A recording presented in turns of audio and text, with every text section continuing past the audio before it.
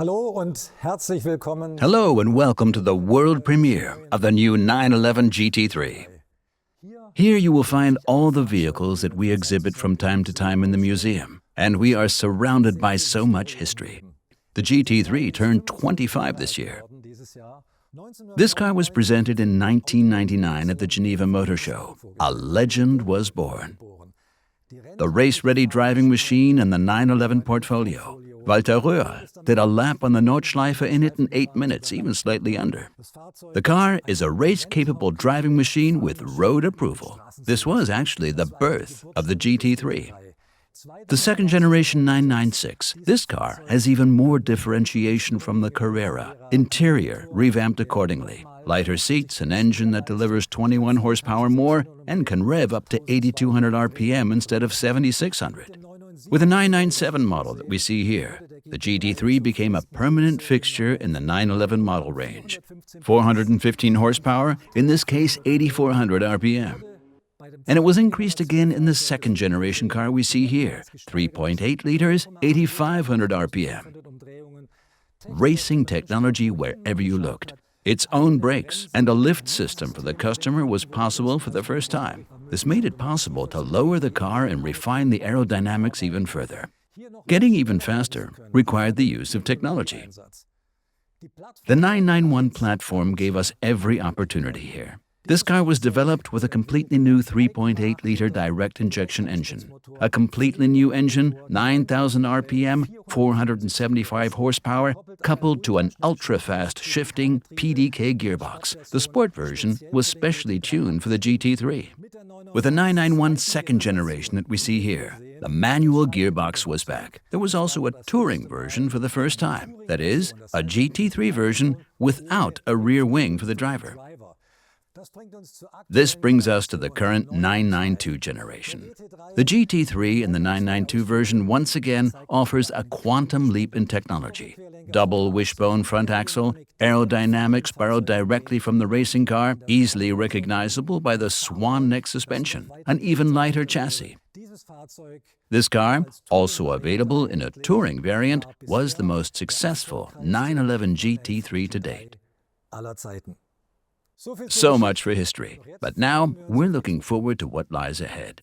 It was not easy for us to make an almost perfect car even better. That is why we have had an extensive dialogue with our customers, and the result is here, the new 911 GT3.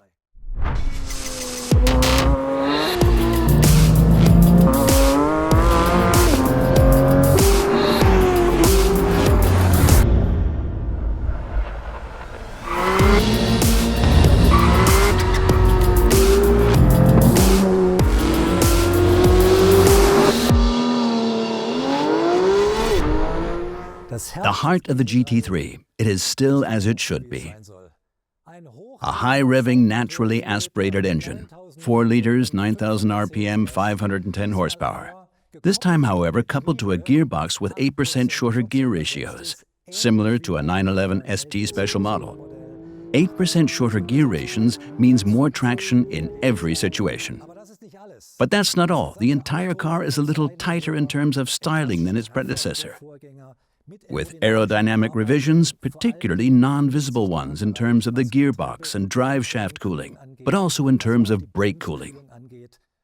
We see the car here with an option package, the Weissach package, familiar from the RS models, for the first time now also available in the normal 911 GT3.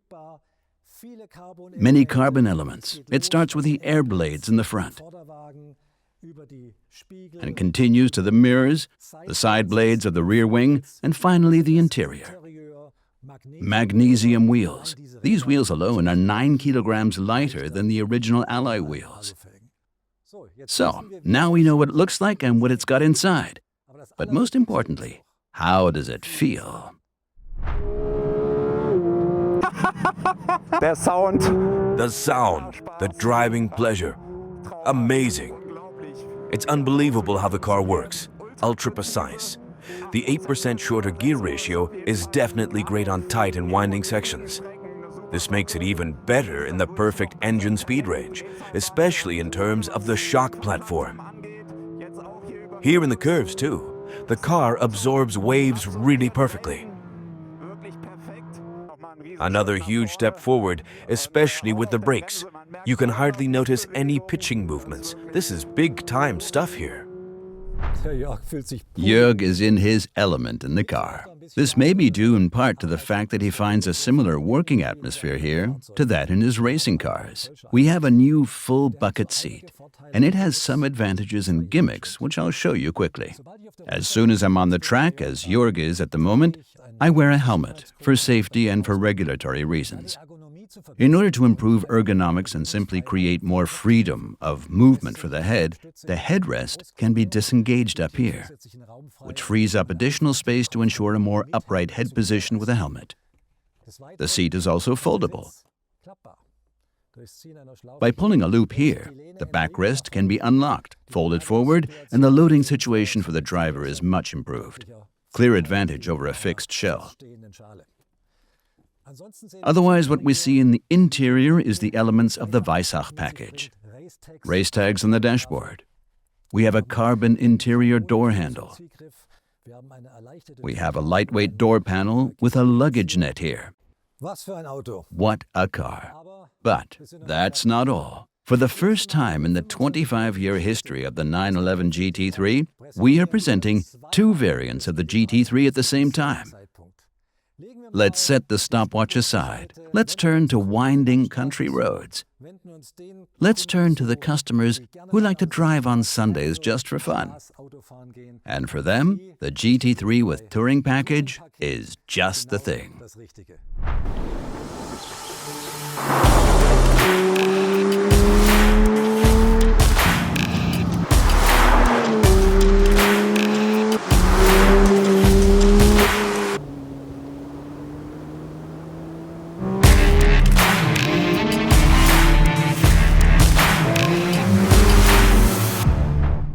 And here the new 911 GT3 with Touring Package, the athlete in pinstripes, so to speak.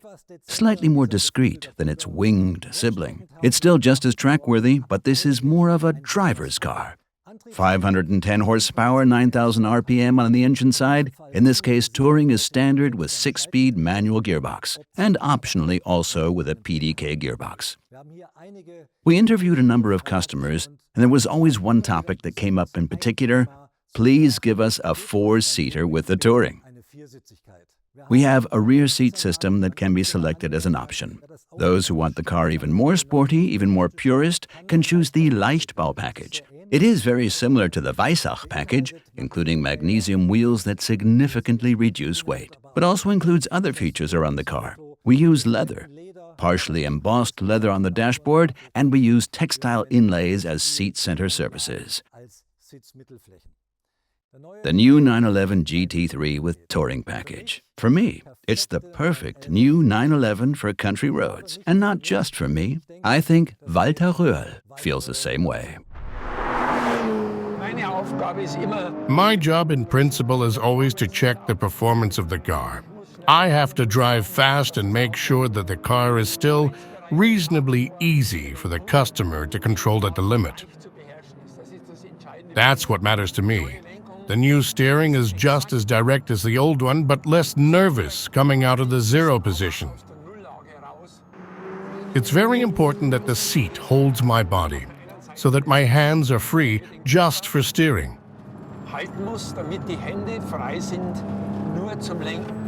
Transplanting these genes from a racing car into a production car, just as you would expect from Porsche.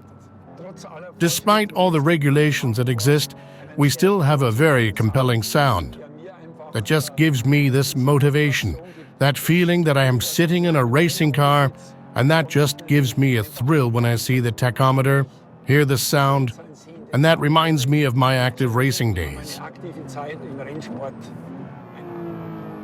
Driving a sports car, and on the other hand, a completely normal everyday car. Only Porsche masters this balance, and you can really feel it again with the Touring.